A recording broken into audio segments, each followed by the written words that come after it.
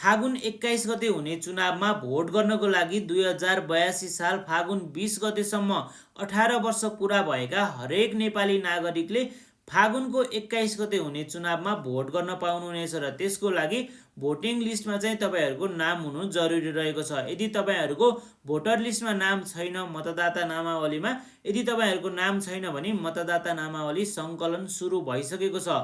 निर्वाचन आयोगका अनुसार राष्ट्रपति रामचन्द्र पौडेलले भोटर लिस्ट ऐन 2073लाई संशोधन गर्न जारी गरिएको अध्यादेश जारी गरिसक्नु भएको छ र अब चाहिँ फागुनको 20 गतेसम्म 18 वर्ष पुरा हुने हरेक नेपाली नागरिकले फागुन 21 गते हुने चुनावमा भोट हाल्न पाउनेछन्।